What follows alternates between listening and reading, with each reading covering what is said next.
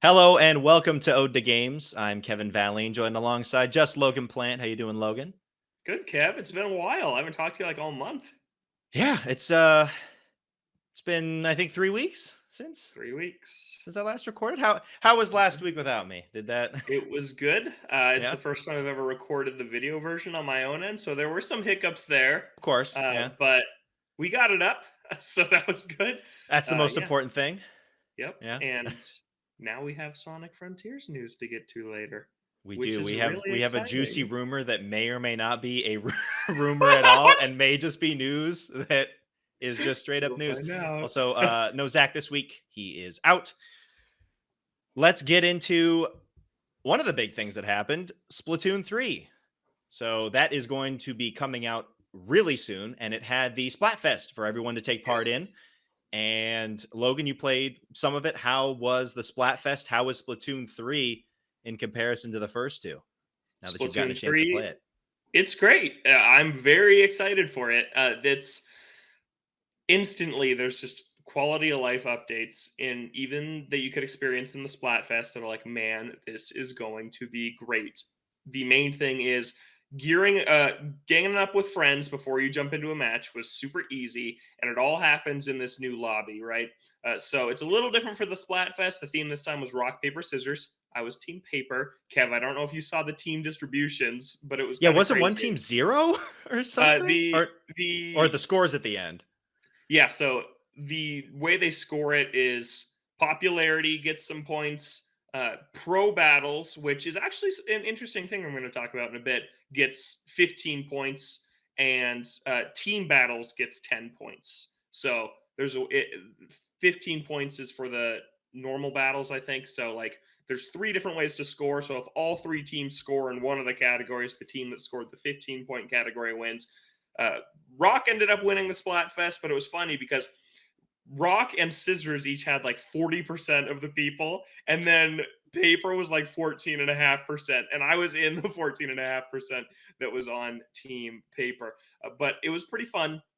But the lobby is super cool because now you remember Kevin Splatoon 2, the lobby is just it's this menu of choices, right? It's join a turf war, join your friend who's in a turf war, league battle, ranked battle, these other choices. Now the lobby is a physical space that you can walk around in and you can practice with your weapon in. And you can do this before the match starts. So what you do is you pull out like your cell phone, your Inkling pulls out, or Octoling. Now you can be an Inkling or Octoling at the start of the game, which is very cool. Pulls out their cell phone. They set up a lobby. Your friends join. When everyone's in that you want to be in, you say ready to go. And then it starts matchmaking. And while it's matchmaking, you're just like practicing with your weapon in this lobby. And there's walls to climb. There's floor that you can paint. There's the little balloon enemies to practice splatting. Like, and then when the match starts, it just pops up on your screen, match starting now, and then it takes you away to the match. And then afterwards, it's like, do you want to keep going? If you say yes, it just plops you back in the lobby with your same group.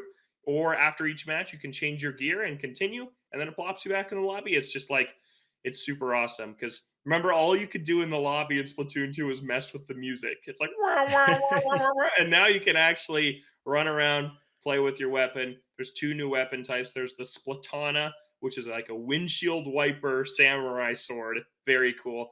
And then the bow and arrow.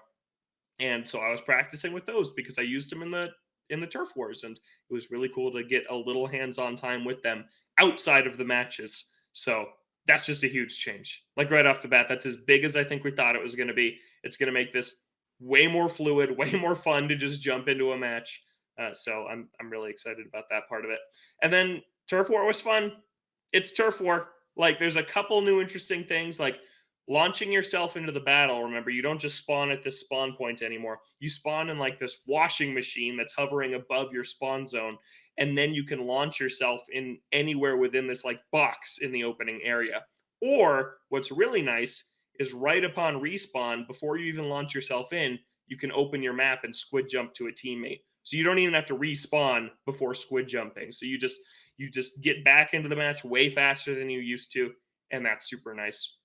if you kill all 4 members of the opposing team, or if your team gets entirely destroyed, a huge like wipeout in giant text will appear on the screen. And I thought that was just a super cool kind of new feature that lets your team know when like now's the time to push ahead. Like there's nobody out here. Yeah. You just push through now.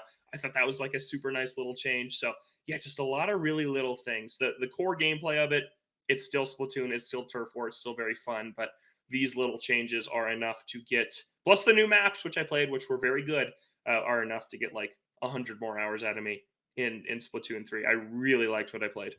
All it takes to get another 100 hours out of Logan. You add in a lobby where you can practice your weapons Yep. and let you know when the other team's all down for the count. That's how much I like Splatoon. I was even playing some Splatoon 2 this week just because I'm really excited for next Friday. And I was like, man, why can't I do these things in the lobby in this game? It's just, yeah, it's not great. The new area is huge. Like the new hub area It's is down, yeah. enormous.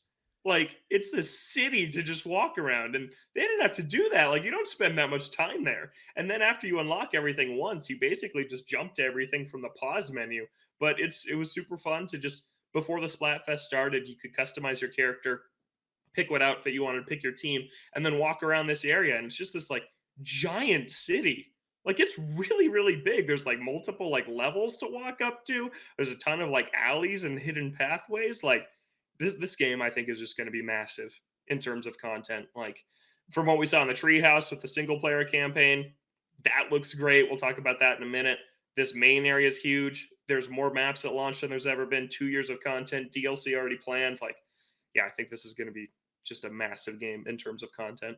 Is there actually stuff to discover in the world, in the city, It's or do like you kind not of just like really. walk down the streets and it's like, oh, cool, There's I get to look at these buildings or something? it just means there's more room. You know how they're like the NPC characters of other actual real life Splatoon players that show up Okay, in the hub yeah, and area? they have like There's little more of comments or something. those. Yeah, so it's basically like more posts, more social posts that you see that are super funny. Like Big Man the Manta Ray, like Right? the new Yeah. host that people love. Like the one that was cracking me up the most was like some person who's clearly like 10 years old or younger, like just scrawled out, I wish Big Man was real. And that was just super Whoa. funny. I just see walking around. There's another one that was like, if Team Rock wins, I'm throwing my Switch into a lake. So just like super funny things like that. Like so that's fun to see. And then you can also like look at their gear sets too and like buy their gear. So I guess just more room to do that too. But yeah, it was super cool. And then the other thing I want to talk about was the pro battle versus the normal battle, which is something I really appreciate. I have a few people I do play Splatoon with. My girlfriend's going to get it. My family's going to get it. A few of my friends are going to get it. Maybe Zach's going to get it. We don't know yet. Whoa, Jury's really? out. What? Doesn't he hate Splatoon? He always says he does, but he's played it like one time, like And what, 5 one years time's ago. enough for him to drop $60 on it? That sounds like uh, Zach. yeah. So the pro battle you can only jump into alone. So it's like you can't play with friends. So the pro battle is like 4 strangers that have with no communication that kind of have to do their best to beat the other team. And that's something I really like because that is a mode for me where when I'm not playing with my friends, I can jump into that and not have to worry about getting ganged up on against a team that's 4 full people. Because Right. that will happen sometimes if you just jump into a turf war in Splatoon 2 or 1, you could just get wrecked by the opposite team, which is like 4 full people that happen to match up together because it's random if you actually get on a Just a team. mess. But I think it's a super nice option. I'm not sure if it's just for Splatfest or if it's going to be for the whole main game too. But I really like that ability to just be like, I'm playing alone. I only want to play with people that are playing alone. Now that they have the thing where you can group up with your friends and jump into a lobby together, I think it's nice that they have this option for when I don't want to do that and I just want to play by myself because I do that a lot. We'll just flip on a podcast and play Splatoon for like an hour. So I'm looking forward to that too. But So yeah, the pro that's different than the ranked mode. Pro yep, mode and ranked mode are different. Yeah. yeah. So the ranked is now called Anarchy in Splatoon 3, which is an interesting change. But yeah, Anarchy is like Rainmaker, Splat Zones, Tower Control. It's all the other modes. But then for Turf War itself, it looks like there's going to be Turf War and Turf War Pro, where you just jump in on your own. So Okay. I think that's pretty cool. And then I had a new special. My new special, which I'm definitely going to use in the main game, is this shark. It's like this inflatable shark, like you would take into a pool, and your Inkling jumps on it and rides it like a horse in a straight line across the map. And then at any point in this straight line trajectory, you can explode. And then it just splats at anyone around you. It's super cool. I was getting some insane numbers. I think because I was playing against a lot of people who are like, I'll try Splatoon for the Yeah. first time. So I hope I didn't ruin anyone's experience because I had matches with like 16 to 20 kills, which I've like never gotten before. So Yeah, maybe you're turning some people off. hopefully not.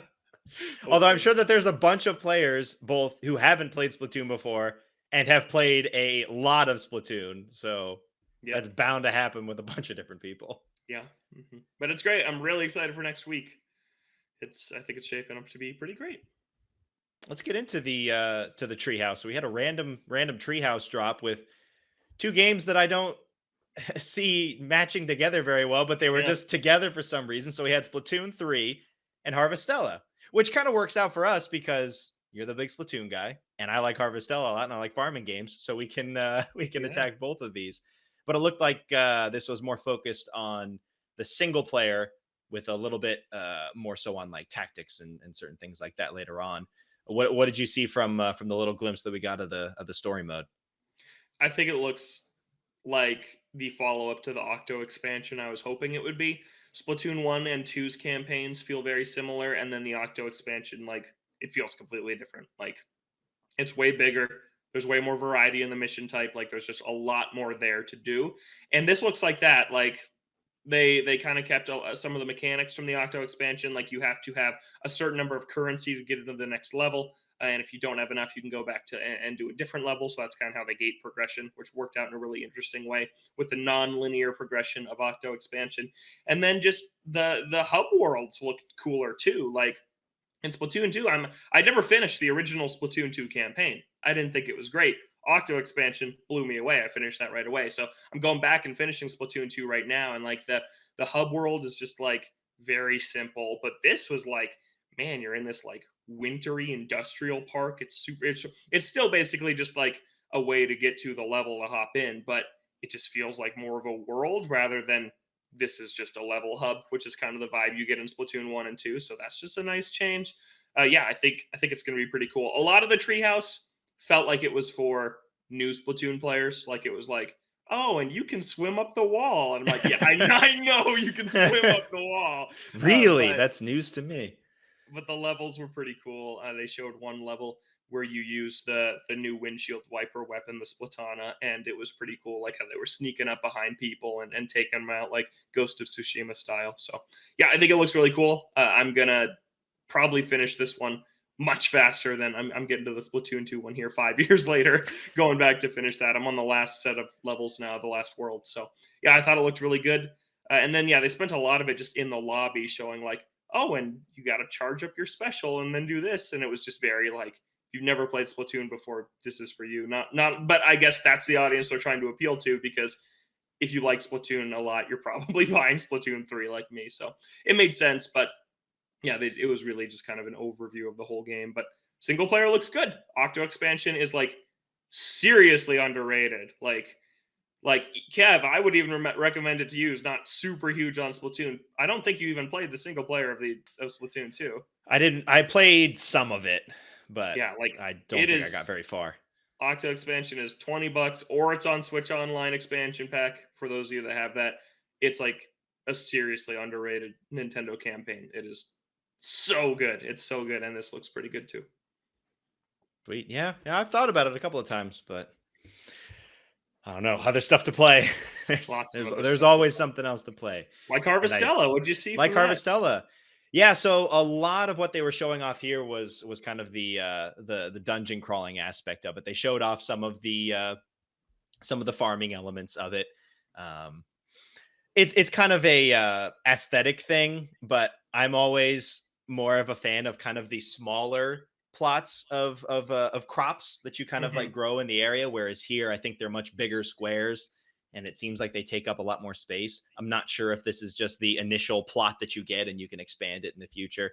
But it looks like there's a relatively wide range of crops, which is cool. But yeah, a lot of it was on the dungeon crawling aspect of it, and it looks like what Rune Factory should have been, where you've got kind of these dungeons that lead you on this path, and you have some little pathways that you can go off for different rewards and things. And it's a lot of, they showed off a lot of the time management. So you have to choose, oh, do I want to build this ladder down so that I have a shortcut to be able to get back into this dungeon, get back to this point quicker the next time I come back, but it'll take an Mhm. hour or 2 hours.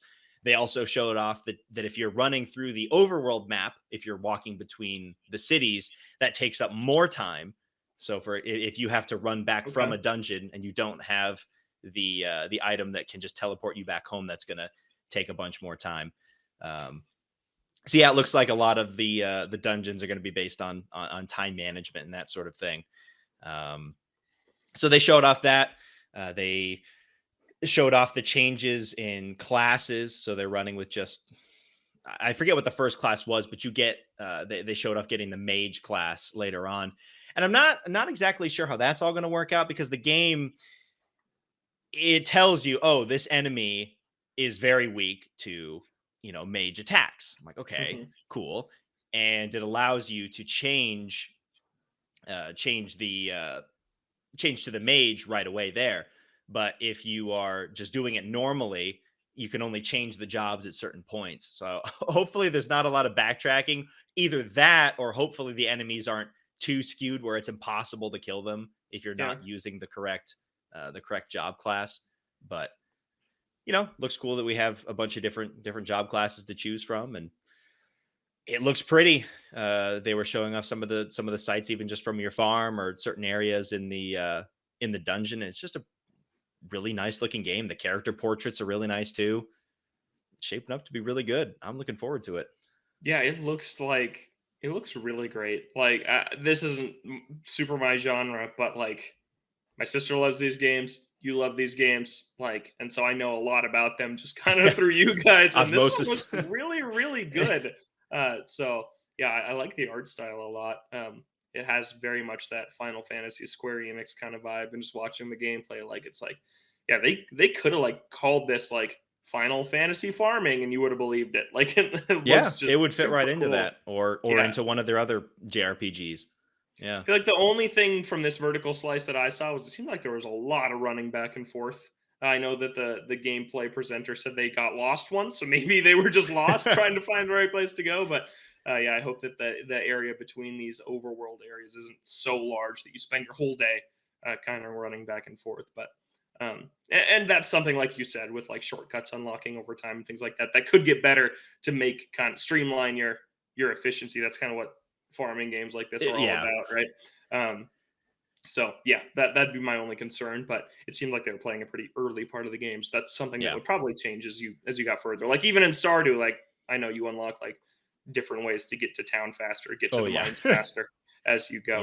Yep. Where early on you'll spend most of your day walking all the way from one side of the Which of place to the which other. means that you get a better lay of the land before you figure out, oh, Mhm. or before you're given the opportunity to just, teleport or move around to different places quicker. You learn where everything is on the map, and then Yeah. you can teleport, which makes sense. There was one thing that I'm a little bit concerned about. So these games always have stamina bars, and you always use them when you're farming or you're in combat, but it seems like movement also uses stamina. I couldn't tell for sure if it was any movement whatsoever or specifically sprinting. Mhm. Sprinting, it makes sense, still kind of annoying, but if you're losing stamina just by moving around, that's kind of annoying. Yeah. So, uh Yeah. hopefully it's not too ridiculous where you're going to be needing to eat food all the time just because you're moving around too much. Yeah. I'm hoping that that's just on sprinting, and that it doesn't just tear through your stamina bar, because that could get annoying really quick. Yeah. But yeah, other than Absolutely. that, it looked really good. And I am just wondering why they decided to put these two games together. You have uh-huh. a first party Nintendo Splatoon, and then you have third party Square Enix farming Harvestella. But I'll take it. Yep. I'll take it. And just random tree houses. Another game that I'm really looking forward to finally has a release date on Switch. Bear and Breakfast.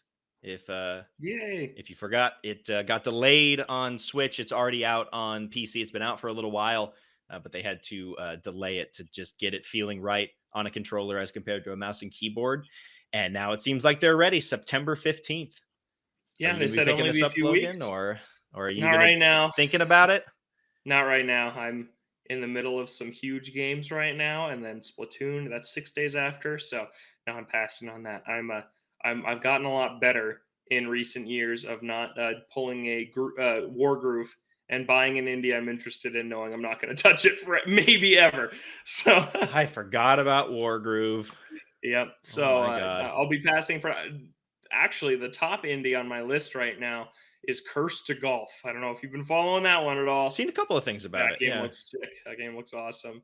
Yeah, a roguelike side-scrolling golf game. So very different than like a golf story, but could maybe scratch some of that itch before while we wait the eternal wait for It'll Sports never Story. end. It'll never end. Yeah, But this yeah, game's fun. a bit of foreshadowing. One of the games that I thought was going to take up a bunch of my time kind of got knocked off the list for an extended period of time. Ugh. So I think that that Bear and Breakfast will have a fair amount of time for me because I finished another game in the past week. So I think my schedule Ooh, could be opening up a little bit for a couple of different games to play. So cool. I am looking forward to Bear and Breakfast September 15th on the Switch. Are we ready for a The big rumor one. roundup interrupting the news? The Is big it even one. a rumor? I don't think Dude, so. this is huge. Sonic Frontiers opening night live at Gamescom leaked right before because everything does. Of course. November 8th. November 8th. We are almost 2 months away from Sonic Frontiers. And Kev, this is earlier than I thought it would be. Way I earlier. really thought this would be December. What were our predictions? I think all of our predictions were either end of November, start of December. Yeah, this is earlier than any of us called. It is 5 years and 1 day after Sonic Forces. I remember this. Sonic Forces came out November 7, 2017. So this is 5 years and 1 day after that Sonic Frontiers finally coming out. And we also got a new trailer. I can't believe it. Did you watch the trailer, Kevin? I did. Yeah. I wouldn't say confirms dead Amy, but it pretty much Heavily confirms that implies. rumor. She is like in this stasis, like in this like red prism kind of like energy prism thing that looks like a lot of the enemies or who's looking to be the main villain, who's this mysterious girl we also saw in all the leaks. And the trailer ends with Sonic walking up to like Amy, who's like locked in this thing. He's like, oh, Amy? And I freaked out because I'm like, I can't. She's dead. believe it. It's Possibly. actually dead Amy.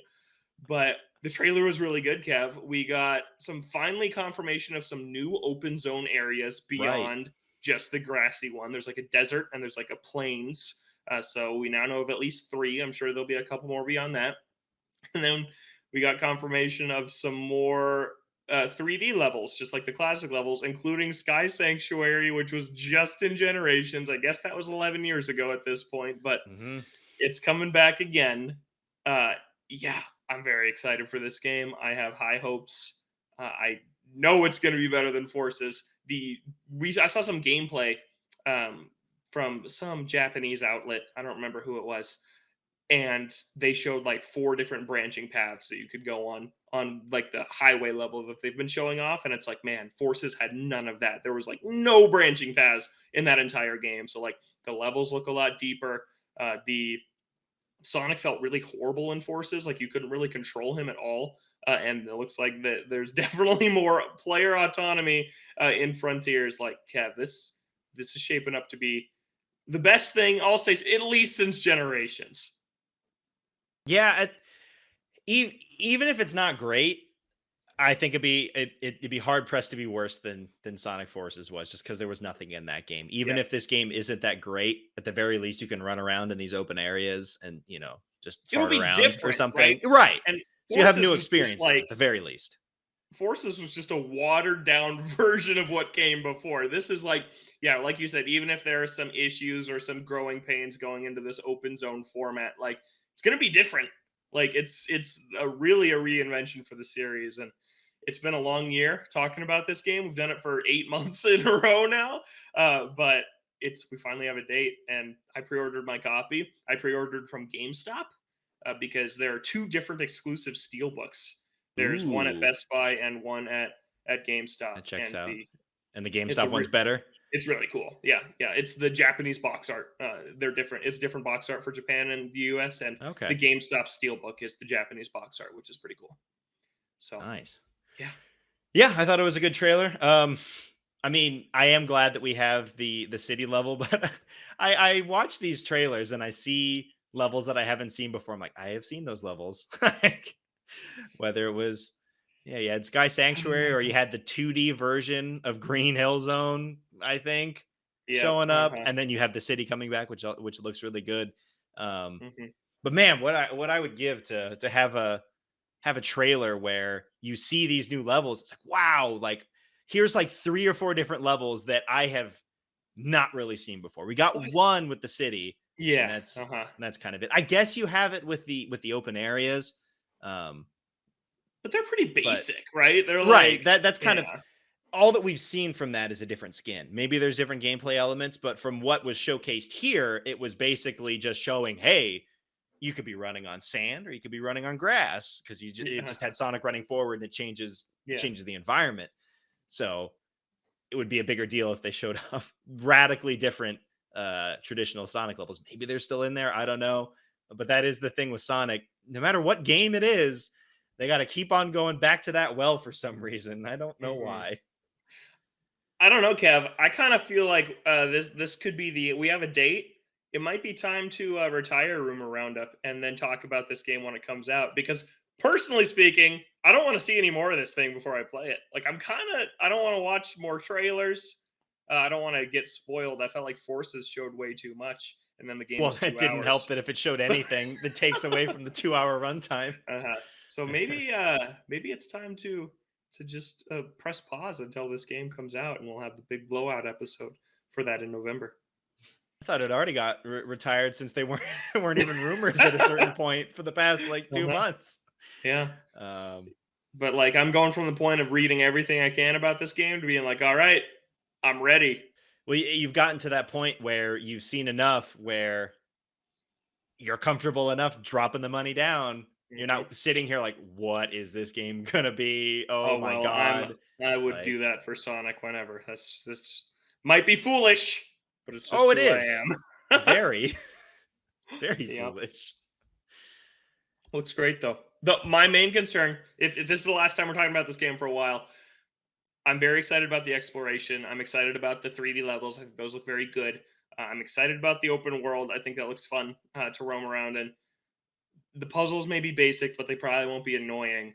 Combat is where my main concerns lie at this point because there has not been a single Sonic game that they've tried to infuse deep combat mechanics where it has been fun. Sonic Unleashed is the main one that comes to mind. That is just atrocious. Like it is just button mashy, no strategy, endless waves. And then Knuckles in like or the power character in Sonic Heroes that you have to switch to just like punch through waves of enemies. That's not very fun either. There's a couple other examples, but it's like combat is never very fun in a Sonic game, and there's going to be a big focus on it this time. I'm interested in the Pokemon Ranger, trace a circle around the enemy to kind of stun them. That looks kind of interesting, but I'm worried it could get old or stale pretty quick. We'll see how much we actually have to do it. Yeah, yes. Sonic's combat at its best is when it's non-intrusive and it's a button press to kill an enemy and then move on and continue going fast. Yeah, Whenever they try and slow things down, maybe it's not that it's necessarily bad in that moment, but that there's just no depth to keep it fun for yeah. any length of time. Where that initial time that you do, you're like, oh, that was fine. And then you just have to keep doing it and it loses its luster very quickly. I wonder what the runtime of this thing's going to be. Probably like 30 hours is what I thought I saw. It's a pretty long game for Sonic. Yeah. That is a pretty long game. Yeah, and they're not even forcing you to play through like several different character paths to get the Hmm. true ending. It's just Sonic. Yeah, I guess yeah, here you're doing multiple different open world areas, which generally increase the runtime for better or for worse on these things, yeah. which we'll get We'll into a little see. bit later. But yeah, November 8th. That is much sooner than I thought it was going to be. I was wondering if it was coming out this year, and here we are. It's coming out 2 The months day before the before end of the God of year. War. Why is it Sending it to die. day before God of Oof. War Ragnarok? Which sealed, I won't be playing that on launch. I wasn't planning on it anyways. I'm also gonna borrow that one from Zach There you when he's go. done with it. But I am not planning on playing it yeah. either. Oh, God also of War. pre-ordered Frontiers on PS5, by the way, just in case there's That's any doubt. I'm playing it on PS5. that is the smart decision to make. Yep. I honestly think that when this game gets cheaper in like a year, I might pick up the Switch version just to see what it's like. If I like the game, because I played that for Forces and for Team Sonic Racing. I played those on both platforms, but I got those for free. So we'll see. We'll see if I end up playing Frontiers on Switch. 15, as well. 20 bucks maybe. Yeah, I'm very just curious. Drop it About just what to that game's see gonna be what the like. experience is for yourself. Yeah, I don't know how the thing's gonna Yeah. run, but it's coming to last gen, so Yep. that says something. Yeah. Yeah. Let's keep it with PlayStation. Besides the US, PS5s are going to be getting more expensive. Seems like it's Whew. the equivalent of about $50 across the board in certain territories. So, for example, where I live, luckily I already bought a PS5, but it was about the equivalent of it's about $500 after the exchange rate. Okay. But it's 550,000 yen, and then that's going to bump up to 600,000 yen for the disc version. And I think the digital version got a slightly bigger jump here, where it was like Yikes. 43,000, and then that jumps up to just an even 50. It sucks.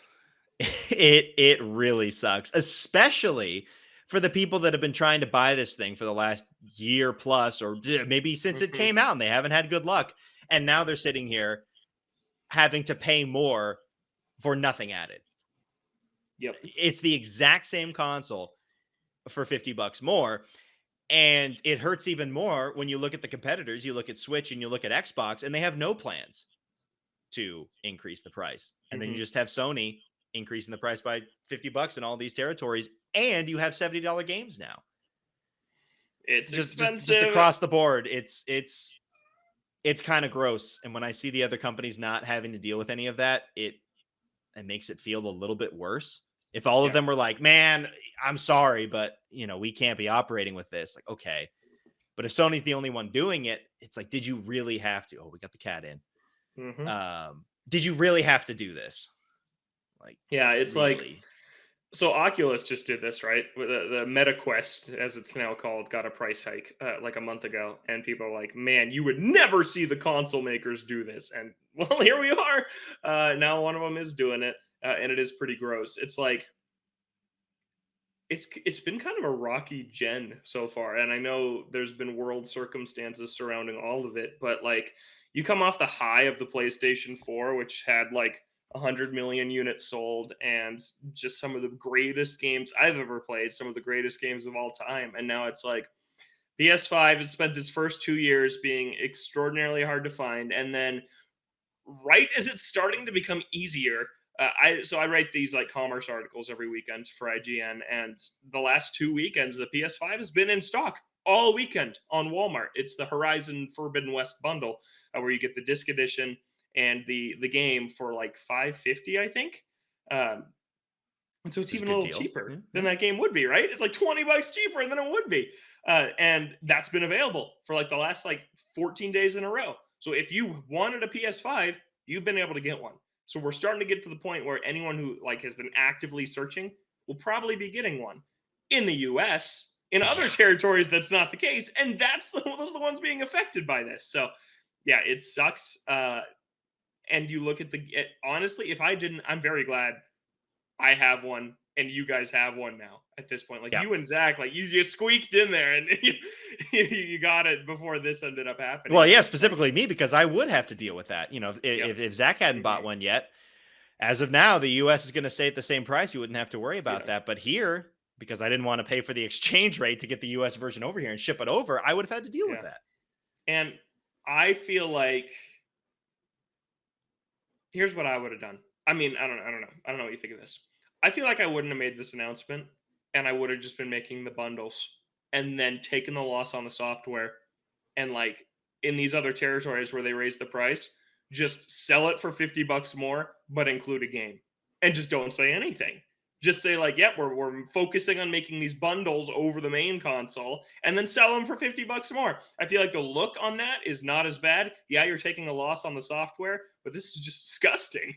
Like we wouldn't be. I don't think we'd be as mad at it if it was like, yeah, in Japan, you're only going to be able to find the God of War Ragnarok bundle this fall that costs however many yen you said. What was it? 500,000? There's 600,000? 60,000 yen now for the next 60,000. 60,000 yen. Yeah, so 60,000 yen. I don't feel like we'd be mad at that. I feel like we'd be like, that makes sense. They're just focusing on the bundles. Yeah, you're paying a little more, but you're getting a new game, a $70 game. Like, I don't know. Maybe they don't want to take the loss on the software, but I feel like from a PR perspective, they'd have a lot less egg on their face if they took that route and did that with the price. And I just wonder what their game plan is here, specifically with the Japanese market, because I do not think it's doing particularly well here. And this is not going to help, but this is going to make things worse. One, you have, you have people struggling to find the thing. Two, you have the Switch right there, and it has a much more robust library and is more easily accessible, easier to pick up. And then And you have handheld's a a huge price deal in increase. Japan, right? What? I said handheld's a huge deal in Japan. Handheld right? is also huge. Yeah. So, I mean, that helps for sure. But I mean, PS4 was still very popular here. Mhm. Like the Switch has blown everything else out of the water, which kind of makes sense with its handheld nature. But PS4 is able to still hold its own very well and sold incredibly well here. Yeah. PS5, it just seems like they don't care.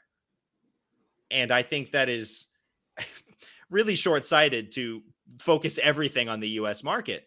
If you're alienating the Japanese market, if you're alienating the European market by increasing the price. And I think it's an even worse look when you're not doing it across the board. And you have someone across the pond that is like, "Oh, I don't have to deal with that. Mine's the exact same price." Mm-hmm. And you're sitting there like, "Why do I have to pay 50 or 60 bucks more equivalent for the exact same thing? Why? Yeah. Why do I have to deal with that?" Yep, they just didn't do it in the territory they're the most successful in, but they're also pretty successful in Europe, and they did it over there. Yeah, it sucks. And Xbox has no plans, and Switch, yeah, it's not getting pricier. The like Switch Splatoon 3 OLED was like $10 more, but it's a special edition, so that I guess makes a little more sense. And it's $10 for an edition that most people aren't going to buy. Otherwise, those prices are consistent across the board as well. Yeah. Yeah, I don't know what they're doing. And man, I booted up my PS5 recently, just because I'm like, oh, I got to finish Final Fantasy VII Intergrade. I have barely used the thing. Like I played Astrobot, the Astro's Playroom, because that was the pack-in title. I bought Horizon and played that, and I've played Final Fantasy VII Intergrade. That's it. Yep. That is it. There are some other games that I want to play. There's Ratchet and Clank. I want to play Ghost. But a lot of them are still $70, and I'm just not interested in that when there's a huge library of Switch titles that I can play instead. Yep. I thought that when I bought my PS5, I would be playing it at least a little bit more, but I have barely touched it in the last several months, which I know happens when a console is new, but I feel like we should be getting to the point where that library is starting to expand out.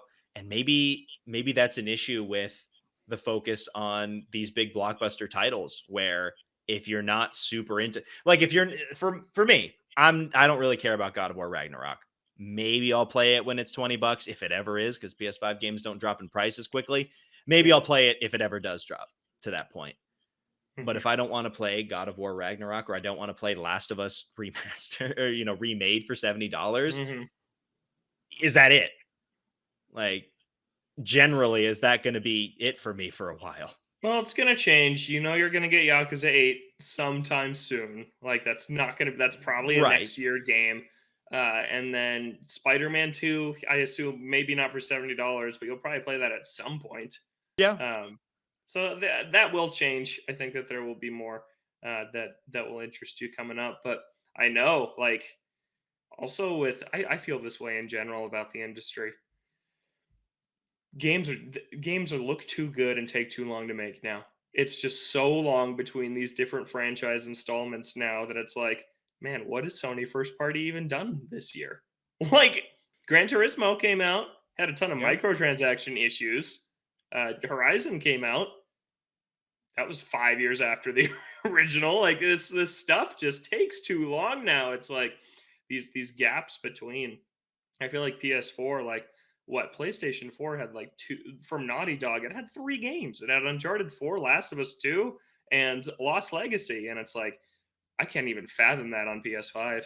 And I don't really count The Last of Us Part 1 as like, because then you could count remastered on the PS4. Like, Yeah. how many original Naughty Dog games are we going to see on the PlayStation 5? One, maybe two, like maybe a cross gen in 10 years with the PS6. Like, I just feel like it's unsustainable. And that's why they had to hike it to 70s. Like, yeah, Naughty Dog's only We're not pumping doing out a as many product like games. every Yeah. 5 years. So, yeah, I really feel that way. And then I mean, you look at whatever the heck is going on with Zelda.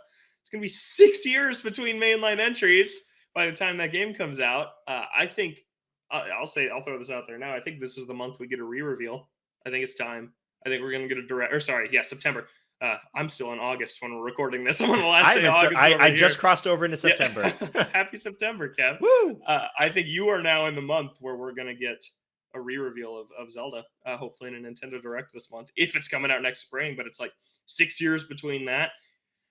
It's just, man, like on my other show, we just did a retrospective on Zelda itself, on 3D Zelda games. And it's like Ocarina of Time, Majora's Mask, Wind Waker, Twilight Princess was 1998, 2000, 2002, 2006. So in an 8-year span, you had 4 games.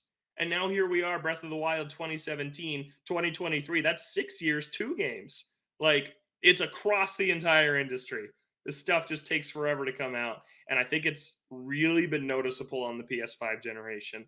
And then you look at third parties, and they're still making games for last gen consoles. So it's like, yes, I played Elden Ring on my PS5, but I could have played it on my PlayStation 4, and it wouldn't have been much different. Yeah. I also didn't finish that game. Still, yeah. Zach hasn't been able to help you out. No, I've been distracted by other stuff. Yeah. Yeah. Anyways, that was a rant about this gen, but that's how I've been feeling. Like, No, I've been living on my Switch. Yeah. I've been living on it. Yeah, I have been too. PS5 is my Netflix machine. And on the one hand, I'm sitting here thinking, wow, I spent $500 on a Netflix machine. But on the other hand, I also think now, currently, man, glad I bought it now for my Netflix machine instead of having to pay $50 more for it with a random game that I want to play every once in a while. Yeah. I do not regret buying my PS5. Yeah, I don't regret it either. But there are points where you do, where I think about it at least a little bit, like, why is this here? I said this last year on this show, and I felt like you were like a little like taken aback by it. I was like, I don't really play my PS5 that much, right? When an exclusive comes out, I play it, but then I'm on my Xbox for Game Pass and on my Switch. But now as a PS5 owner, you're there too. Like, you get it. Like, it's like, when's the next big thing? And maybe Sony's okay with that because their franchises are so popular that we bought PS5s for them. Like, if a new Uncharted comes out, we'll be there day one. Like, that's a series I'd spend $70 on. It is. And maybe that's enough for them. Maybe. Yeah. I'm sure that this topic won't be going away. I'm sure we'll be talking about this again in the future. But the last 2 years, they have had a showcase in September that we've walked away very excited from. So maybe they'll do that again. Like last year, they announced the KOTOR remake, which is now in shambles. Well, and that's the other thing. We'll bring it into this next piece. So Mafia is celebrating its 20th anniversary, and they come out and they're saying, okay, we're working on a new game. Peace out. Yep. What? And that falls in line with KOTOR and with a bunch of these other titles where you get a name reveal and that's it. Dragon's Dogma just did it. when these games take so long, even if there is no issues, even if it goes all according to plan and it's out here in 3 or 4 years, that's still a long time between when you first announced it and when these Very long games are coming time. out. It's ridiculous. Yeah.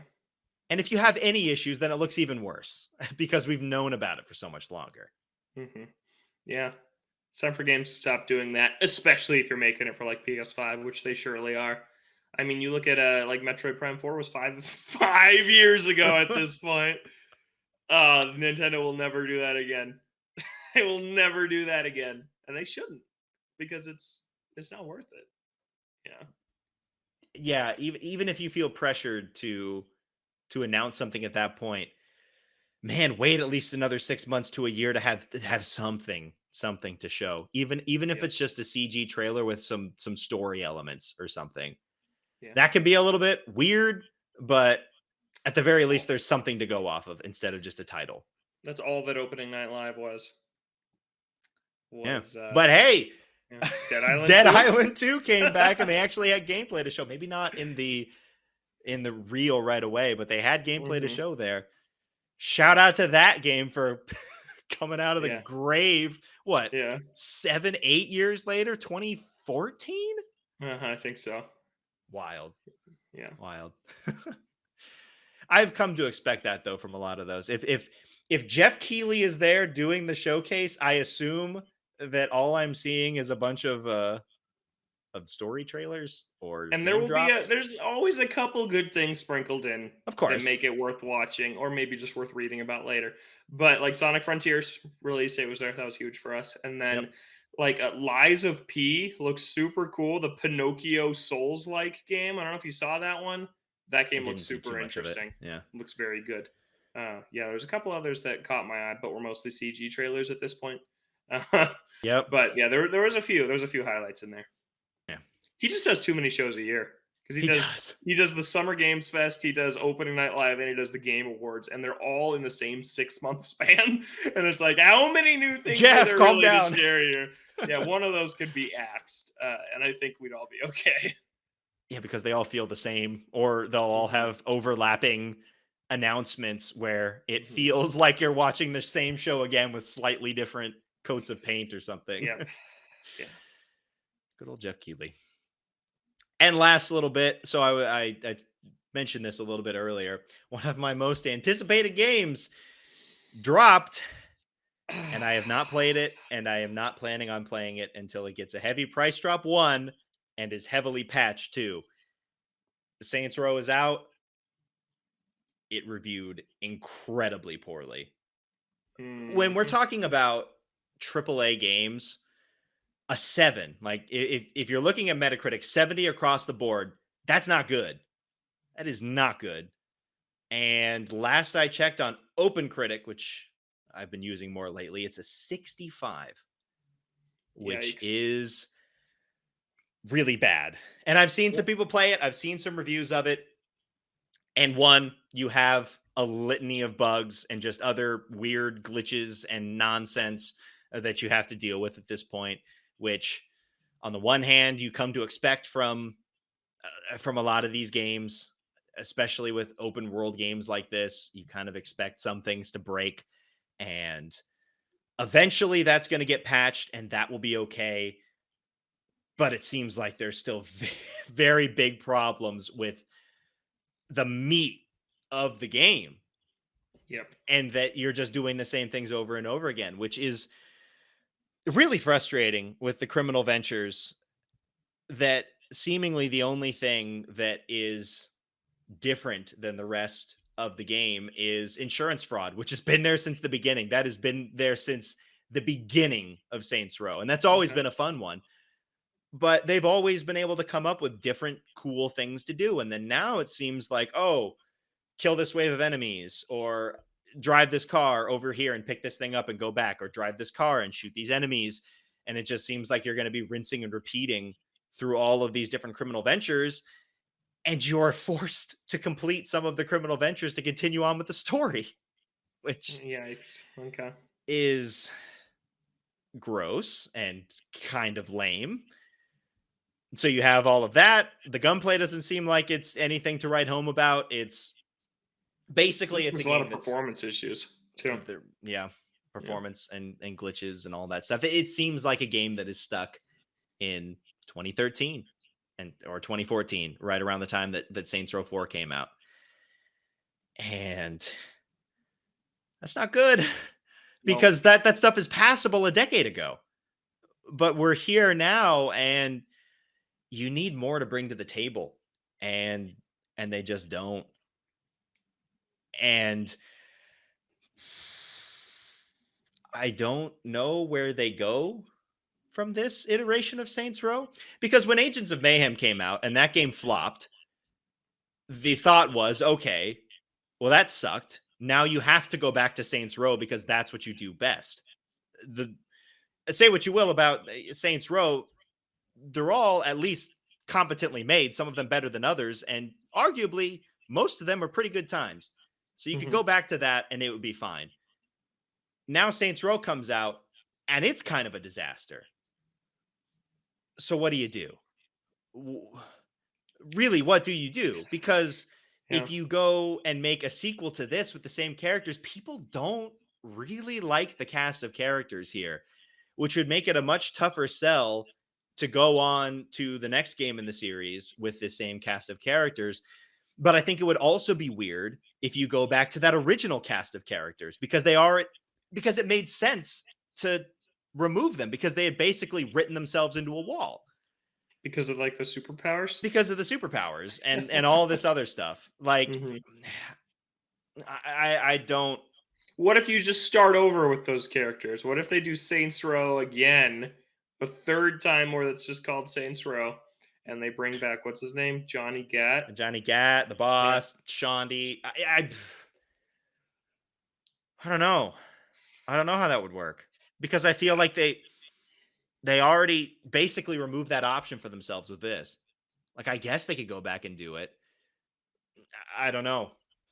I think that's what's most depressing to me about this is I really don't know where Saints Row goes from here yeah, because I yeah. don't That's a bummer. necessarily want them to continue on with this current iteration, but I don't think they can Hmm. go back either. And I don't think it would be a smart idea to make an entirely new reboot again. Hmm. I don't think that would work either. Yeah, yeah. It's disappointing for sure, but I don't know. People were like very cautious about this game leading up to it, and turned out to be right about that. Yeah, it's disappointing. I feel like, especially since GTA 6 is still nowhere in sight, this was maybe going to be a chance for Saints Row to capitalize and pull in a lot of people that want something to scratch that itch. But you look at this game for 10 seconds running, and you're like, ooh, I don't really want to look at that. Like, it Yeah. doesn't look pleasant to look at, even. So, yeah, that's a shame. Yeah. It's it is very, very, very depressing as a Saints Row fan. And I am not planning on playing it until it's I do plan on playing it at some point when it's 10 to 20 bucks. I'll Hmm. hop in and give it a shot, but there is no way I'm spending $60 on this right now with the state Yeah. that this game is in. There is no way. And it's depressing because I was sitting here thinking it could be my game of the year, even if it wasn't like a masterpiece. If it was great Saints Row, it could still have Yeah. been my game of the year, and it just wasn't, and that's really sad. So, what's in the running then? What have you played this year? What have I played this year? Horizon. I have played Live Alive. I played Hmm. Kirby. Hmm. Arceus came out Strikers. this. Arceus came out this year, right? Yes, it did. And I've played that this year, so that is in the running. I think those are the top ones at this point. Not Yeah, strikers. not strikers. As disappointing as Saints Row is, Strikers is worse because I paid $60 for that. Yeah. And Uh-huh. even if I bought Saints Row, I feel like I would have gotten at least a little bit more time out of it than I did with Strikers. Yeah. Okay, but strikers is a competently made game. Yeah, that is Yeah. true. Yeah. Yeah. But if we're going on disappointment, it's enjoyment, to be honest. Yeah. Yeah, they have problems for different reasons. Let's get Yeah. into our O2 for this week. So this is coming off of Saints Row, big flop, open worlds. why don't we talk about open worlds and some of the games Mhm. that we have both played in the open world genre for better or for worse. I'm curious for you, Logan. Do you remember kind of the initial open world games that you played back in the day? Do you- Yeah, so here's the thing with me, I've played very few yeah, because, growing up, I only had Nintendo consoles, and there aren't really open world games on Nintendo yeah, consoles. So then when we got a 360 when I was in, like, middle school, that is when I started to dive in a little bit, and I never really liked them.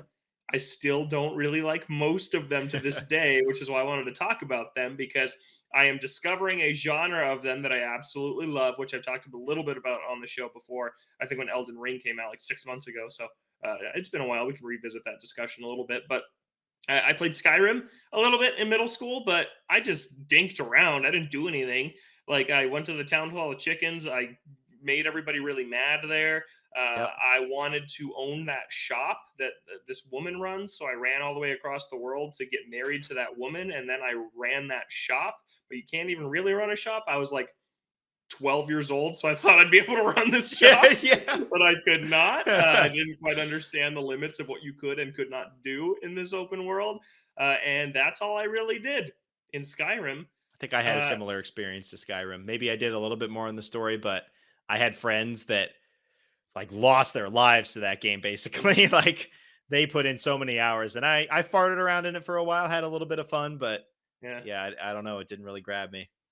and then I guess Minecraft is kind of an open world game. Yeah, I don't really, yeah, it's I love it's Minecraft. expansive. It's an Yeah, it's expansive more. world. I'd more call it like a sandbox than Yeah, like an open world, I guess. But I love Minecraft. I played that a ton. But even then, I mostly played in like creative mode. I felt like when I was a kid, and if I did play survival, I let other people kind of do all the dirty work, and I just would like do whatever I wanted. Like I'm gonna go build my house while you guys go to the Nether or whatever. Like I never really cared about that kind of thing. Yeah, I open world games often stress me out. There's only a few that don't.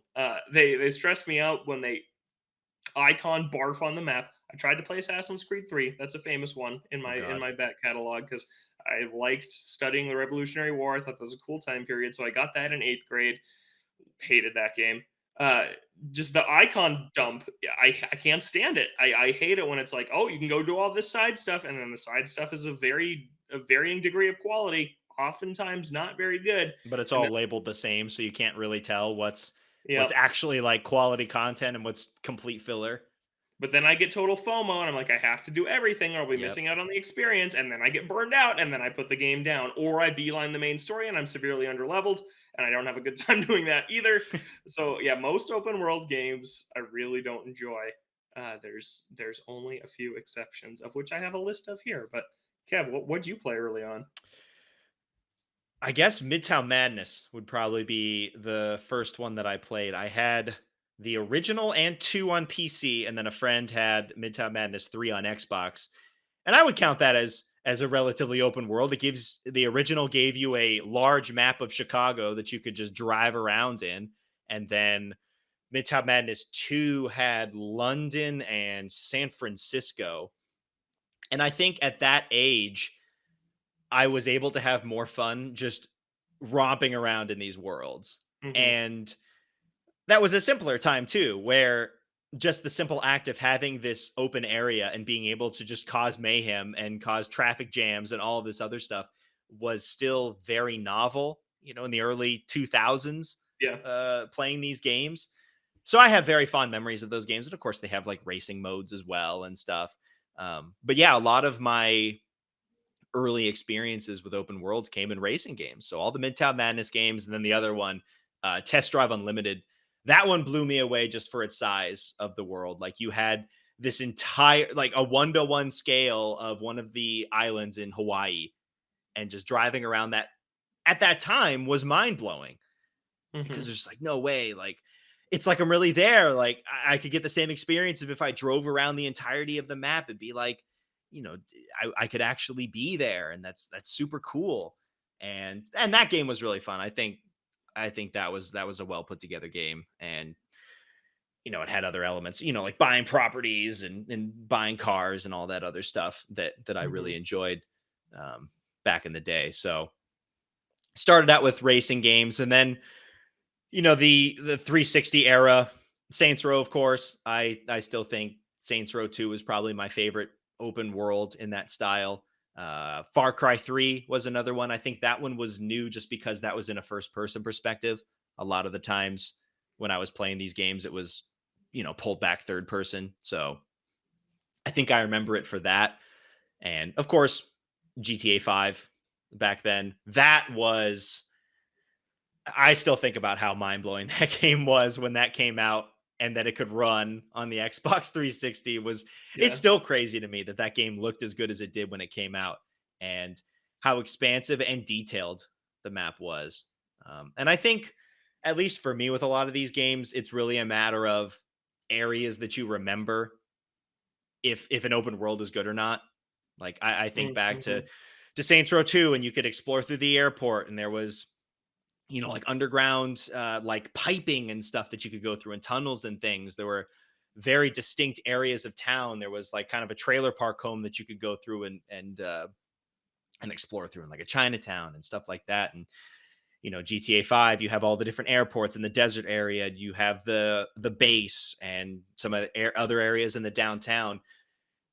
As long as the maps have something that is memorable that I spent a lot of time in, I can at least say it was an enjoyable enough open world. I think back to Far Cry 3, and I honestly don't remember anything in that world. I remember having fun with it. Yeah. The gameplay was fun enough, but I don't particularly remember much of anything in regards to the open world Far itself. Cry 5 all looked exactly the same. It was Yeah. just like trees, Yep.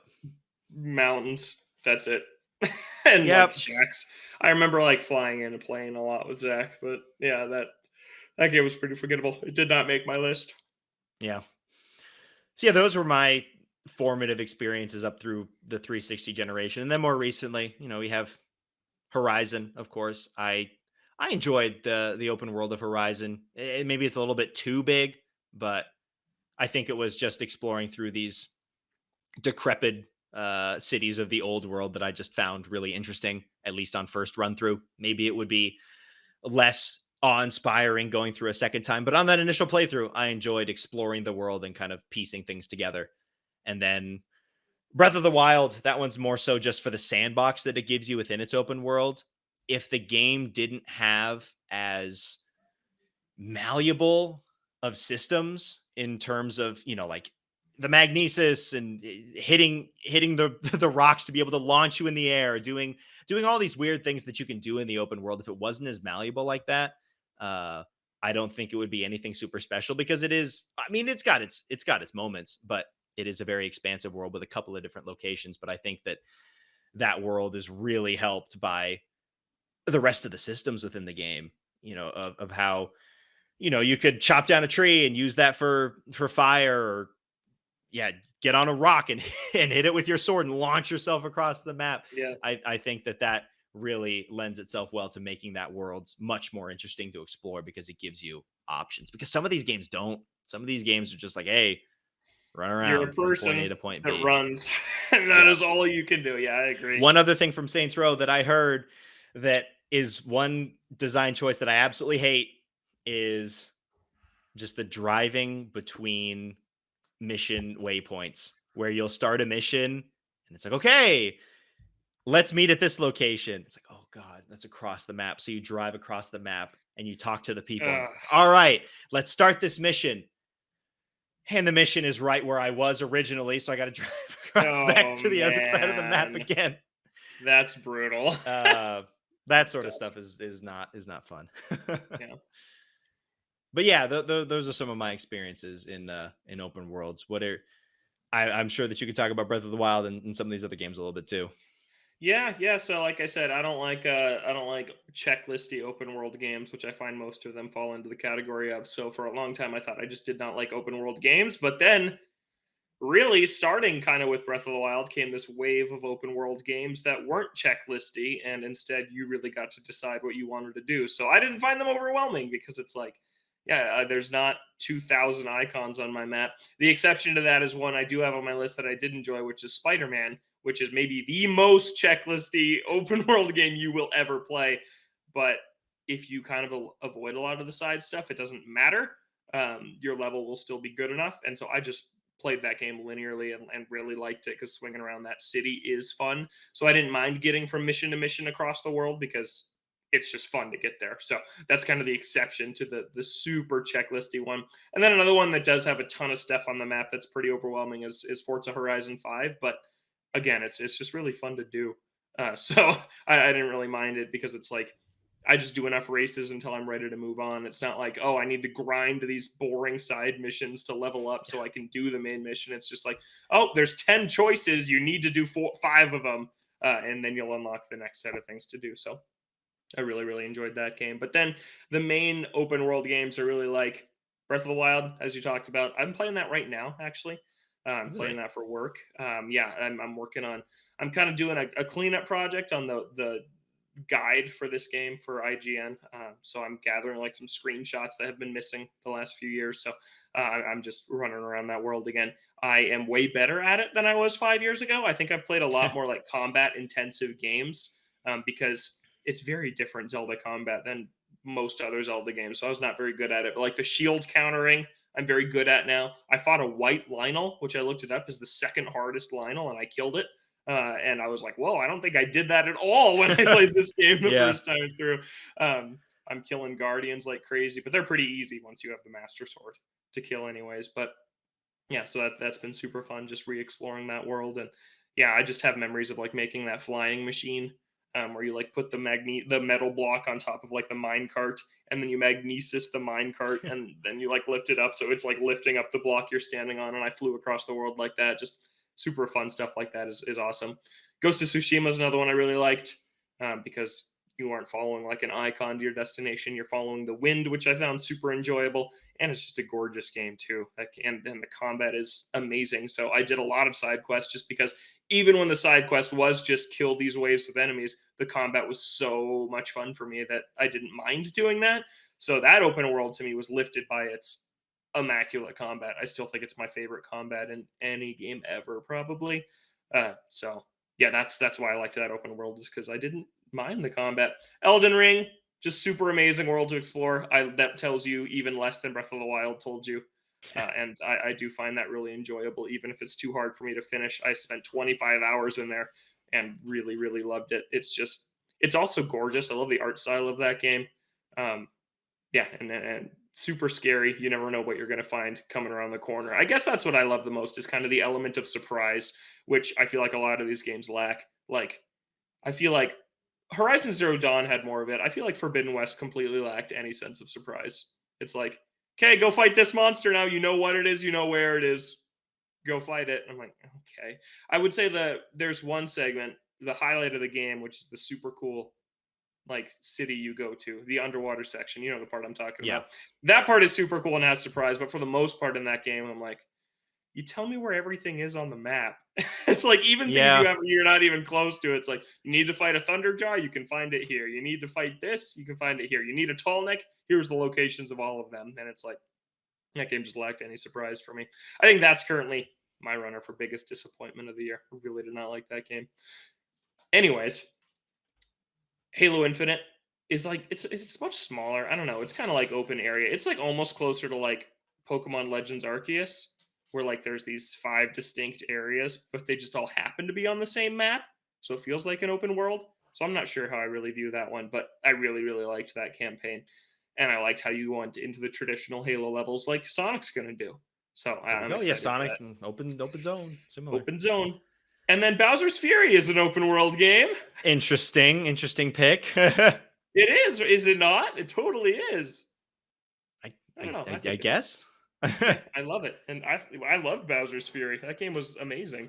Sorry, my cat's messing with my blinds over here. I think he's hungry. And then the last one on my list, Red Dead Redemption 2, which I'm Yeah, this playing is a right now. surprise. And wow, I love this game. It's amazing. I love it so much. I played it for like 6 or 7 hours, so I'm still pretty early. I'm playing it with my girlfriend. She's watching me play it, so I'm not playing it very much. but I think this game is super cool. So I guess this is kind of a bridge into what we've been playing, because I've been playing this a lot, and it's an awesome game. It's so much about discovery. I thought that I would be annoyed by all of like its realistic gameplay elements, like how you have to cut your hair, you have to brush your horse, you have to manage your guns. But I don't know, I almost find it kind of relaxing in a way. Like it's just a very slow paced game, but I'm only playing it like an hour every couple days, so it's not like I'm playing it in these Mm. huge sessions where I get kind of exhausted by these things. I'm playing it in bite sized chunks, and I don't know, it's just this very slow paced game, and games are often so like overstimulating. This just feels very different because it's not like that. And at the same time, I'm having these adventures and stories that I feel like come as products of the open world games that I really enjoy. Like I'm just riding along on my horse to my next destination, and there's this dude who's locked up, being carried away by these detectives, and he's like, "Please help me! I'm innocent. I didn't do it. They're locking me up for something I didn't do." So I decide to help him. I lasso the two detectives off of the carriage, and tie them up on the ground. And instantly, there's like six detectives shooting at me because I realize I'm right by a station where they're Of all at. course. And I'm like, "Well, that was a mistake." So I shoot the lock. I let the guy out. He runs away. He's a free man. But then I had to kill like 10 cops. And then I had a bounty of $125 that I then had, which is a ton of money in that game. $125 is like Especially early a on. fortune. And so then I had to go and figure out how to pay that off. So yeah, just fun little stories like that. Um, like I said, there's no icons on the map except the main missions, and the main missions are just people to talk to. It's like, oh, Dutch wants to talk to you, go talk to him, and then you talk to him, and that kicks off the mission. You can kind of do these in any order. Like I have 5 different ones to pick from on my map right now. Yeah, I really, really like it. I like the slow pace. I liked the opening in the snow. I know a lot of people criticize that for how long it kind of takes to get going, but I really liked it. It's a nice introduction to the characters. I think it's cool that there's like very little, it's not like this grand hero's journey sweeping adventure, right? It's like very slice of life, which I think is very rare for like a third person action adventure video game. But it's just like you're getting to know these people, you're living in this camp with them. You're Oh, this one guy's locked up, he wants help, you go help him. This one guy got into a bar fight, you have to go beat up the guys beating him up at the bar. Just like very almost menial daily tasks, but there's something about it that's just really clicking with me right now. I think it's really, really good. Yeah, I wonder if your thoughts would be a little bit different if you were wanting to play it for like longer stretches of time. I Yeah. wonder if it kind of works a little bit better when it is kind of like a relaxing experience for like an hour instead of, oh, I Yeah. want to sit down and play this for 3 or 4 hours, and maybe it doesn't hold up to super extended play sessions. But if you find a way that you can really enjoy it, I think that's the most important thing. Yeah, it's just super fun stories has really been the highlight. Like I killed this giant bear. There's like a king of every huntable animal. So there's like a king bear, a king elk. Like you can sell its pelt for a ton of money. And one of the first missions in the game is you tracking the king bear with one of your buddies. And then he gets scared off, and he's like, "I can't do this anymore. I'm gonna head back to camp. You can either hunt this now or you can come back with me." And I'm like, "I'll hunt it now." And I Goodbye. see it. I shoot it with 2 shotgun shells. It doesn't die. It charges at me. It tackles me to the ground. And then I think it died of blood loss as it was about to gore into me. And then it died on top of me. So I shoot this bear twice. It tackles me. I'm like, "Oh my God, this is it. This is the end of my life." And then the bear just rolls over dead. I'm like, that was miraculous. So yeah, it's super fun. And I think I like this a lot more than GTA. I played some GTA 5. I don't know. I don't really like modern day settings as much for anarchy and shooting up like present day buildings. I don't know. I don't find that super fun for me personally. I get why people like it, but I much prefer this Wild West setting where I can just be this cowboy and do whatever I want. I'm trying to be a good man. I've messed up a few times, but I'm trying to be a good man. Give it a shot. Do your best. Yeah, yeah. Kill who you need to. Like this jerk who was like, I was giving him a ride into town, and he's like, "Oh man, I hate cowboys. You're not a cowboy, are you?" And then I killed him. Shouldn't have said that. Yeah, you shouldn't have said that. Yeah. So, Man, it looks like you've been playing a lot of other stuff though. I can run through rapidly. I know we're short on time. So uh, Any I'll any just any specific highlights amongst let's see. the? There's got to be one here. There is one The I one want to that you're talk putting in about. the most amount of time, and it's an incredibly long game, and the one that I was wondering if it was going to hook you because you've tried it before and it didn't work. Yeah, we'll tease that for a second. I'll run through everything else. Splatoon 3 already talked about. Forza Hot Wheels has been fun with Zach. The Quarry, I talked about that a little bit on the last episode with Right. Zach. Oh, Really wow. enjoying that still. Hmm. Things are taking a turn for the worse. Is Have you all. been losing people yet, or are you? No, We're still going. someone lost a Perfect. limb, but no Ah, one they're is. still alive though. They're alive. They're alive. And then Splatoon 2 I talked about, and Luigi's Mansion Dark Moon. I beat the original, so I've never played Dark Moon, so I'm playing that through with my sister. We're just playing it at the same time. Don't really like it so far. It is definitely the weakest of the three, Yeah, which I did hear. what I've It, heard. you haven't played it? No, I have not. I only recently bought it, and it's with Zach because I Oh, bought a that's right. physical copy, and it's all in Yeah, America still. yeah. It's just EGAD calls you back to the lab like every 5 minutes. You'll go into this mansion, you'll like find this gear, and instead of just plugging the gear into the puzzle and turning it, he's like, "We need to brush up the gear. Come back to the lab." And Oh then it's like God. mission complete. It's mission based instead of like floor based. Yeah. So it's Luigi's Mansion 3 struck a nice balance between 1 and 2. It being like, yeah, there's different like levels you complete, but you're not called back to the lab like every 2 seconds, like Dark Moon. So it's I still want to see it through because I really like Luigi's Mansion, but it's just fine. Uh, but yeah, you want me to talk about my last game next, or do you want to share what you've been playing first? I can go quickly here. All right. I'm playing a bit more Final Fantasy VII Remake Intergrade. I finished all of the Fort Condor stuff. Nice. That was fun. I enjoyed Fort Condor a lot. That was a good time. Brings me back to my tower defense roots. And then yeah, it's just been fun back in that combat again. It had been a while since I played Final Fantasy VII, and Is this I as am fun as it enjoying was? the boomerang combat. Hmm. That's been a bunch of fun, and kind of like the team synergy that you can do with certain moves. It's been a good time. And that game looks gorgeous. Hmm. Super Yeah. beautiful game. Yeah, not a whole lot on it. It's relatively short, and I've only put in about like 4 hours into it. So but it's fun, and it's a reason to boot up my PS5, which at this point is a nice thing to have. Hey, Rebirth will be another one. That's another game next Yeah, year. We're looking forward to yeah, on PS5. that is true. And then Live Alive is done. So remember, what was it, 4 weeks ago when we were sitting here saying, "Oh, we'll be done by next week and we can do a spoiler cast." That did Uh-huh. not happen. It did not. You're the only one And done with it. currently the only one finished with it. I Hmm. wanted to get it done because there are other games that I wanted to play, and I was very close. And I think it's still a great game. The last area is a bit of a slog. Um, Okay. now you can choose when to go and fight the final boss. It doesn't tell. I mean, you may get curb stomped, but it doesn't force you to do a bunch of these different things. To get the true ending, it does force you to do some things.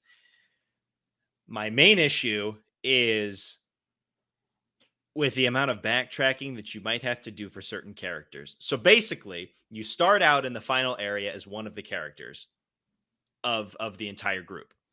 And you can go and recruit the other members. But once you reach a team of 4, you need to drop off one of the characters for the other character.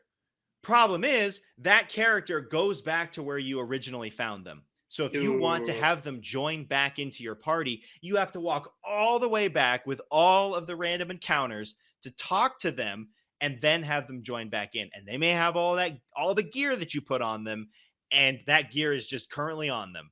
And it's gone because it is on that character.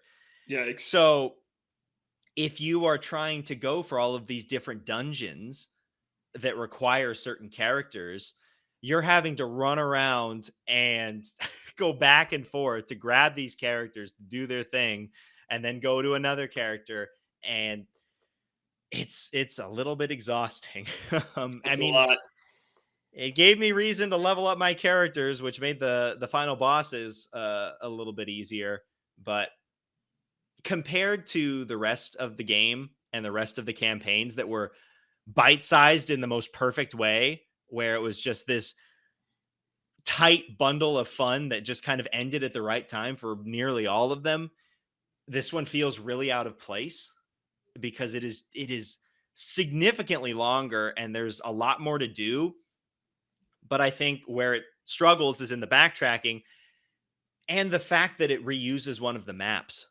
So you've already seen Mm, this small map already. So you know where everything is and you're just going to the same places with a couple of new dungeons here and there. So it okay. feels like you're playing the same story again with a new coat of paint. I will say that the final section was really cool and the final boss fight was cool and I had a good time once we got to that point, but um that the last area is a bit of a slog. Okay. Um I Well, think I I have that put to look in forward to. 25 hours, 25, 26. And I think when I got to that last part, I was at maybe 19, 18 or 19 hours.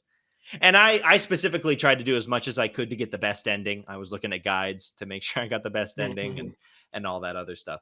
But I would still recommend it even just for all of the different stories, even if you don't see it through to its conclusion. I think it's Yeah. still well worth a play because they're all you don't need to finish the game necessarily because all of the stories are condensed to just that. They're standalone. So you could Mhm. just play all the campaigns and it's fine. Um, but it was a little bit disappointing that the last area was a bit of a letdown. Yeah. Okay. Still liked it overall, though? Yeah, I still had a really good time with it, and I would still recommend it for sure. One of the most All right. unique RPG experiences that I've had, Cool. and Should I talk about my last game? that's been it. Yeah, let's get into this last game before wrapping it up. I know we're running long, so I won't go on too long, but there's a lot I could say about this game. We can talk about it more next week too. I am deep obsessed with Xenoblade Chronicles 3. Oh boy, Finally, Kev. finally. Oh boy.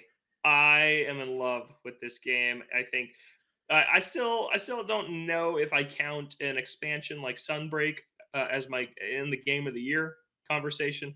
But if I don't, then this is the front runner right now. Holy cow! Wow. I love Xenoblade Chronicles 3. So yeah, I tried X on Wii U was my entry point to the series. Don't know if that was the best one for that. Did not like that game. And then I tried the original, the definitive edition, and I just couldn't really get into that either. And this is the one that finally hooked me. And I think it's a combination of a lot of things. The story hits the ground running right away. It opens on a battlefield. You're in this war, and it is just going immediately. Right? It's this battle between two nations that have to kill each other to earn each other's like life essence. Is kind of the crux of the plot, to charge up their flame clock. But then this group of main characters basically discovers, hey, you can break these flame clocks and we can kind of free these people from this war. And there's a lot of layers to it. Eventually the main party is half from one nation, half from the other. So people who are previously at war with each other that now band together as kind of these outlaws from fugitives from each of their individual nations. That's like the intro to the game. Super interesting. I really like Noah and Mio. They're the two main characters, the main guy from one nation and the main girl from the other. I think they're both very well voice acted. The woman who voices Mio is actually the English dub is the same as one of the main characters from Elden Ring that everyone likes. Oh, So I really? found that pretty interesting. Yeah, but the voice acting for those two is very good. For the rest of the main party, it is very mixed. It's okay, They but have the very strong Welsh yes, accents. they do. Yes, they Of do. course. You may have seen this on Twitter, but so after every like random combat encounter that you finish, there will be like one of the characters says something right Yeah, after you finish a combat I encounter, think I've seen some and of this. in this game, it's um, one of your party members, Lance, says it's over already, and then Uni goes, "Hear that, Noah? Lance wants something a bit meatier." You will hear that. I've heard that probably 300 times. It's insane how many times you'll hear that. So that's just a little nitpick, but beyond that, the voice acting is all right. Uh, and I like the combat. The combat feels very involved, much more so than Xenoblade Chronicles 1 did. I remember in Definitive Edition, right? You have like the bar of like different arts that you have to like scroll between and then pick one which one you pick. Yep. Yep. And this game, it lays it out very nice. You can have up to 6 arts.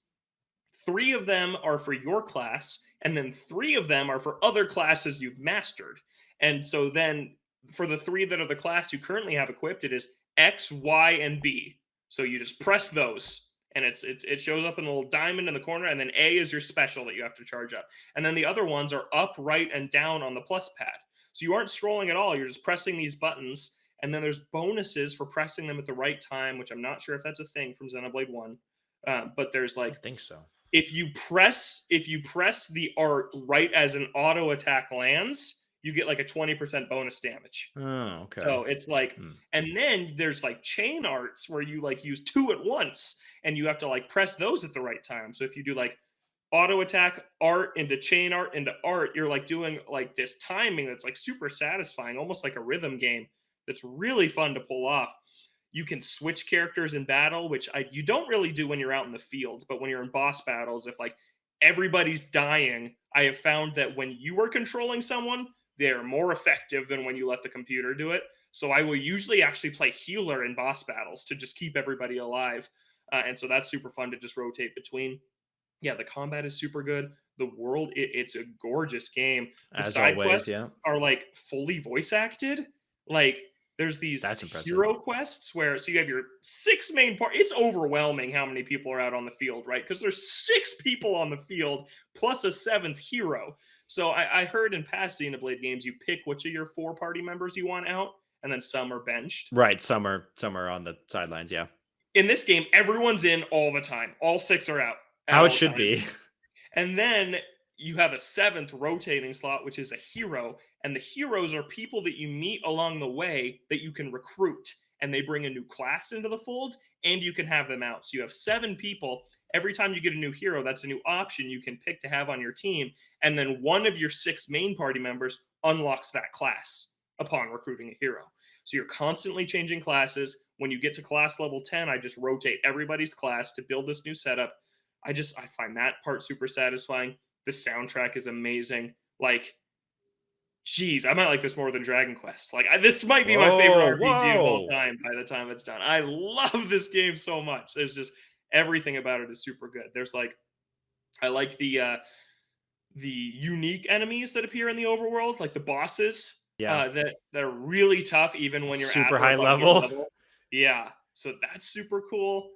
I like the enemy design, the world design. There's these really kind of nice quiet moments where Noah and Mio are what are called off-seers. They play their flutes that sends dead bodies like into the afterlife, basically. And if an off-seer doesn't attend to these carcasses, they just lay there and rot. So you have to go up to these bodies and then like send them off. And that's really nice little musical moments. Like, man, everything. I just can't stop playing it. I start at like 10 p.m. and I'll be up till 1 if I don't stop myself. Like yeah, this hasn't happened in a while for a game for me. I thought Elden Ring was that, but then I hit a wall. But it's like when I'm not playing about it, I'm thinking about playing it. Like it's so good.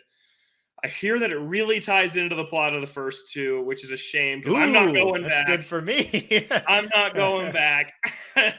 I'm just gonna play this game and maybe give the first one a shot after again, since I've proved I can like this series and its world and its characters. If I can just get over the gameplay hump of the first one, I'm sure I would like it too. But yeah, it's really really really good, Kev. I think it'd be your game of the year if you played it. And now that Saints Row is not here, I've considered picking it up a lot more. Once Integrate is done, I could see myself playing this alongside maybe Bear and Breakfast when that comes out as kind of like my 2 games that I hop between. Yeah, you should. So maybe in a week or 2 It's time, awesome. Yeah. I could be playing this. And And I'm glad that you finally enjoyed it. Enjoyed a Xenoblade game.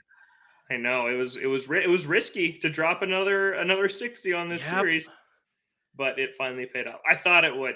Kind of what I was seeing from this game, I'm like, this just from the trailers and like the Nintendo Directs, it was drawing me in more than kind of the setups of the other one. Where Xenoblade 2, I had like very little interest in at all, like from what I've seen of that game. But this I think one, it's the weak one. I really Yeah. like the character design. That's another issue I had with Xenoblade 2. Very fan servicey and a Very lot of it's anime-esque. Very. yeah, not super big on that, but this really has toned that down. It just Like, it's just a much more mature game from like, so for example, there's a spa scene very early on where the characters are naked and they're like in this spa together, like bathing after a battle. And it's like the first like anime spa scene I've ever seen where there's like no like blushing or like nude jokes or like weird interactions between the guys and the girls. They're just like, yep, they're a team on the battlefield, and then they hit the showers together, and then they eat together, then they go to bed. And it's like, it was just like, I've never seen that before. I've never seen like a bath Breath of scene like fresh that. air. Yeah, it's like I really like the storytelling. I like all of it. Yeah, it's awesome. Especially the music. Holy cow. The Music is soundtrack. always so It's good in it's those games. amazing. Like, there was the end of chapter 2, there's a huge boss fight at the end of chapter 2. You could have told me it was the final boss with the stakes that they set up and how tough the boss was and the music. I'm like, this could be a final boss in any other game, and this is chapter 2. I'm like 10 hours in. Yeah, And it's there's crazy. still hours and hours and Yeah, hours to go. it's crazy. I hope I see it through. I'm really gonna try. I don't want to do the thing where I burn out after too long, um, because I want to get all the heroes. I want to see who they are because their stories are interesting. Like, it's this cool side content that not only teaches you about this new character you've just met, but also develops the main cast a little further. So yeah, I really don't have any gripes, except the cutscenes sometimes are a little long, and it doesn't really warn you when that's going to happen. It'll be like a 30-minute cutscene, Whoa! like What? a 30-minute string of cutscenes at Okay. the to end a chapter, and I shut it. I There's loading screens between each little vignette. So one Yeah. night I'm like, I can't do this. I have to go to bed. I shut it down, and I wanted to test it. I closed the software because I was actually going to go play something else. Yeah. And then I was like, I assumed that when you skip a cutscene, it will skip you to that next loading screen and then show the next one. No, it skips the entire sequence. So I had to rewatch like 15 minutes that I had Oh, already seen. cool. Yeah. So I don't do wish there that. was like a warning of when that was going to happen. Fortunately, there's sleep mode, so it won't usually be an issue. If you're not playing something else in Yeah. between. Yeah. Yeah. But like quick resume on Xbox would be super nice for this Ooh. game, Yeah. but doesn't exist on Switch. But yeah, Kev, this could be the Odie's game of the year if you pick this up and play it. I Because might it's be picking awesome. it up sooner than I thought. Live Alive's done. Integrate's Yeah. not going to be very long. Saints Row sucks. Yep. Might be the All next right. one on the docket for me. That's all I'll say this week. I know we got to go. So it's a Yeah. long Well, show. I'm if I'm picking it up, I'm sure we'll be talking a lot more Yep. about Xenoblade 3 as the year rolls on, as we get closer to that Odie's end of the year discussion. Absolutely. Yeah. All right, we have run on too long. That's going to do it for us on this week's episode of Ode to Games. We're here on Thursdays or Fridays, Apple Podcasts, Spotify, other podcast streaming services that you may use. We're on YouTube at Ode to Games, so you can check out the video version of the podcast there. We're on Twitter at Ode to Games. You can send an email to odegamescast@gmail.com. For Logan, I'm Kevin. Thank you so much for listening, and we'll catch you next week.